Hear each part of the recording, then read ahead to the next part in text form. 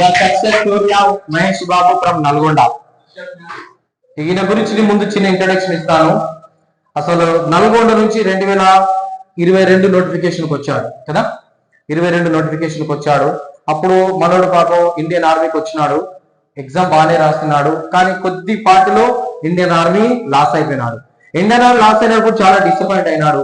Sir ఎట్లా sir Indian army miss అయిపోయింది ఏంటి సార్ అన్నప్పుడు, god is going to give you big, దేవుడు నీకు ఒకటి పెద్దది ఇస్తాడు, ఖచ్చితంగా దానికన్నా పెద్దది ఇస్తాడు, హార్డ్ వర్క్ చేయి, కష్టపడని చెప్పినాను.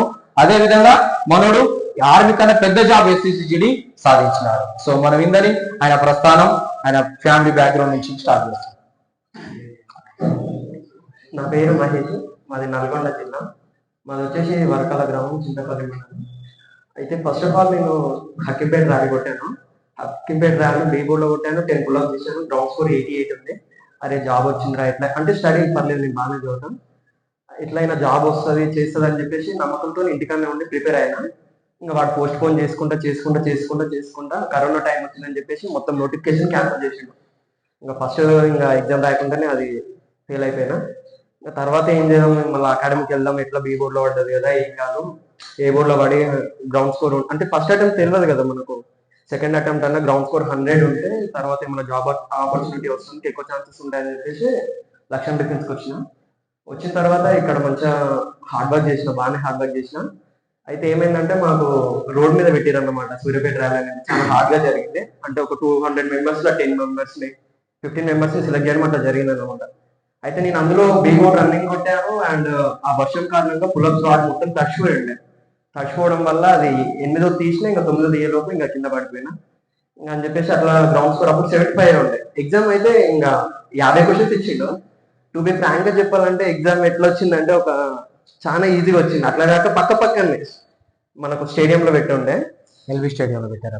ఎల్బీ స్టేడియంలో పెట్టుండే. ఇంకా పర్లేదు, ఎగ్జామ్ కూడా 50కి 50 కరెక్ట్ పెట్టేసిన. తర్వాత నైట్ 12 అట్లా రిజల్ట్ వచ్చింది. కథం ఫ్రెండ్స్ ఫోన్ చేసిరు, అరే నీ నెంబర్ చెప్పరా చూస్తాం అన్నారు. కథం తీరా చూస్తే అలా మెరిట్ లిస్ట్ లో నా పేరు లేదు. ఇంకా ఏడుపు వస్తుంది, ఏం చేయాలో అర్థం అవ్వట్లేదు. ఇంకంతా మళ్ళీ సార్ ఫోన్ చేసిన, సార్ ఇట్లా అయింది సార్ నా సిచ్యువేషన్ అది ఇది అని చెప్తే ఏం కాదురా నీకు మళ్ళీ ఎస్ఎస్జిడి, నాకు నిజం చెప్పాలంటే ఎస్ఎస్జిడి తెలియదు, ఏందో తెలియదు. సార్ ఉండి మళ్ళీ కూర్చోబెట్టి అట్లా కాదురా ఎస్ఎస్జిడి ఉంది, ఆర్మీ కంటే పెద్ద జాబే, సేమ్ మిలిటరీ లాగానే ఉంటుంది, మంచిగా ఉంటుందిరా అది అని చెప్పి సరే అని చెప్పేసి ఇంకా ఉన్న నోటిఫికేషన్ పడ్డది. ఇది నా ఫస్ట్ అటెంప్ట్ అనమాట. అయితే ఇంటికాడ కూర్చున్న సార్తో కొంచెం సార్ కొంచెం హెల్ప్ చేయండి సార్ అంటే, టు బి ఫ్రాంక్ గా చెప్పాలంటే ఫైనాన్షియల్ గా నాకు చాలా డీలే ఉండేది.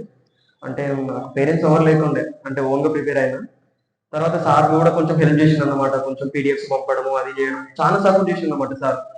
ఇంకా అట్లా చేయడం వల్ల డైలీ ఒక 12 అవర్స్ చదివేటోని, టెస్ట్ సిరీస్ బాగా చదివేటోని, ఎగ్జామ్స్ బాగా రాసేది. ఇంకా అది అయిపోయిన తర్వాత ఇంకా ఎగ్జామ్ రాసిన తర్వాత కథం కీ పేపర్ వచ్చినప్పుడు చూసుకున్నప్పుడు 80 స్కోర్ వచ్చింది. 80 స్కోర్ వస్తే నెక్స్ట్ గ్రౌండ్ కదా, ఎట్లా మనకు నెగ్లెక్ట్ వద్దు, ఎట్లా మనం రన్నింగ్ కొడతామని చెప్పేసి నెగ్లెక్ట్ వద్దు అని చెప్పేసి ఏం చేసినంటే సార్ ఫోన్ చేసి, సార్ నాకు ఫ్రీ కోచింగ్ కావాలి సార్ అది అంటే, లేదురా బాబు ఇండియన్ ఆర్మీ వాళ్ళకి ఫ్రీ కోచింగ్, సరే నేను ఎట్లా మన పాత స్టూడెంట్ వే కదా, నీ మీద నాకు ఆ నమ్మకం ఉంది, వచ్చేసి గ్రౌండ్కి వచ్చేసి నువ్వేం టెన్షన్ పడకు అని చెప్పేసి అన్నాడు. కథం లగేజ్ తీసుకొని వచ్చేసిన తర్వాత ఇంకా కథం ఇంకా ఇంత ముందుకు మా ఫ్రెండ్స్ పోయేది కదా, వాళ్ళందరు స్టేటస్లు అవి చూసినప్పుడు నాకు కూడా అనిపించేది, ఎందుకంటే వాళ్ళంతా నాలెడ్జ్ అంటే అంత చదవకపోయేది. వాళ్ళు పడుకున్న తర్వాత కూడా నేను లేచి చదివేటోళ్ళు, ఇంకా వాళ్ళకి ఎక్స్ప్లెయిన్ చేసుకుంటూ కూర్చోటోళ్ళు. సార్ అనేది అరే నీకు వస్తుందిరా చేస్తుందిరా అది అన్నది. ఇంకా అయిపోయిన తర్వాత ఇంకా మళ్ళీ గ్రౌండ్ లో హార్డ్ వర్క్ బాగా చేసాం.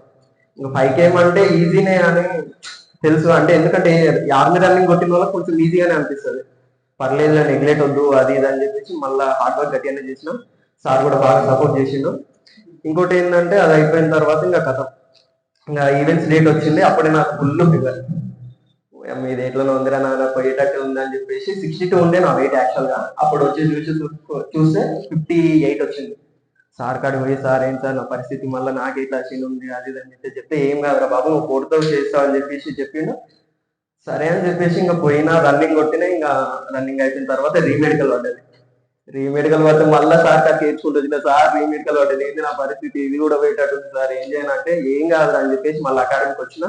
ఆడ వచ్చిన తర్వాత మళ్ళీ కూర్చోబెట్టి ఏం కాదురా దానికి ఏమవుతుందా చిన్న ప్రాబ్లం నాకు ఏమనిపించింది సార్ చెప్పిన ఏ ఫిట్ అయిపోతాం అని అన్నాడు. ఇంకా ఆడు పోయిన తర్వాత ఒక 10 రోజులకు అటు ఇటు తిప్పించారు, ఫిట్ అయిపోయినా సార్ ఫిట్ అయినా అని చెప్పేసి ఫోన్ చేసిన, కంగ్రాచులేషన్స్ అన్నాడు. కంగ్రాచులేషన్స్ అన్నాడు. 500 రూపీస్ సార్ సెండ్ చేసిండు. ఎందుకంటే అప్పుడు ఇంకా అక్కడ ఉండే కొంచెం మనీ టైట్ ఉండే, సార్ 500 రూపీస్ సెండ్ చేసిండు. కథం పోయినా బిర్యానీ తిన్నా నిమ్మలంగా ఇంటికి పోయినా. ఇంకా ఇంటికి పోయిన తర్వాత ఇంకా కథం ఇంకా అక్కడ ఈవెంట్స్ అయిపోయినాయి కదా, ఈవెంట్స్ అయిపోయిన తర్వాత అక్కడ పోయేటోడు బాత్రూమ్ పోతున్నా సరే అరే జాబ్ వచ్చిందంటే నీకు అనమాట. లేదురా నాయన ఇంకా మెరిట్ లిస్ట్ ఉంది అది అంటే వాళ్ళేమో అర్థం కాదు కదా, నీకెందుకు జాబ్ వచ్చింది అది ఇదని ఇంకా అట్లా అయిపోయింది. నేను ఎప్పుడైతే ఇండియన్ ఆర్మీకి నైట్ 12కి వచ్చి నాకు సూర్యపేట రాలేదు, 12కి ఆ టైంలో వచ్చింది మెరిట్ లిస్ట్. ఆ టైంలో నేను నేర్చుకుంటూ కూర్చున్నా. ఇదే మళ్ళీ ఈ SSC GD merit list night 11-12కి వచ్చింది. ఆ టైంలో నేను ఎంజాయ్ చేసుకుంటున్నా. ఆ టైంలో finally I got SSB job. Thank you for Lakshman Defence Academy. Mahesh బాబుకి డౌట్ ఎక్కువ, అనుమానాలు ఎక్కువ. ప్రతిదీ అనుమానంతో స్టార్ట్ చేస్తాడు మనోడు. ప్రతి విషయంలో టెన్షన్ పడుతుండే, ప్రతి విషయాల్లో డౌట్ చేస్తుండే, ప్రతి విషయాల్లో ఫోన్ చేస్తుండే. ఈవెన్ రన్నింగ్ విషయం కానీ పాప వాస్తవం చెప్పినట్టు 1 వీక్ బిఫోర్ ఈవెంట్స్ కి ఒకరోజు వారం రోజుల ముందు జ్వరం వచ్చింది భయంకరంగా. అయినా ఇండియన్ ఆర్మీ కొట్టినాడు కాబట్టి 5 PM అనేది పెద్ద కష్టం కాదురా బాబా అని మోటివేట్ చేయడం జరిగింది. ఇంకొక విషయం ఏంటంటే ఫాదర్ లేడు కదా, పేరెంట్స్ లేరు, అమ్మా నాన్న లేరు. కానీ ఈ రోజు వాళ్ళు ఎక్కడున్నా మహేష్ బాబు చూసి చాలా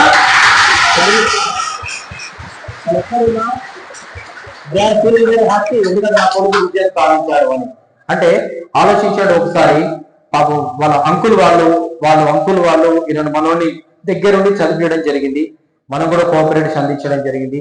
ఈ రోజు తన dream job Indian army dream job, కానీ ఏజ్ అయిపోయింది కాబట్టి SSCGD ఫస్ట్ అటెంప్ట్ లో జాబ్ కొట్టాడండి. SSCGD ఫస్ట్ అటెంప్ట్ లో. సో కాబట్టి it is possible to Mahesh Babu. If it is possible to Mahesh Babu, నీకు కూడా ఖచ్చితంగా ఇది సాధ్యం అవుతుంది. కావాల్సింది కమిట్మెంట్, హార్డ్ వర్క్. ఓకే.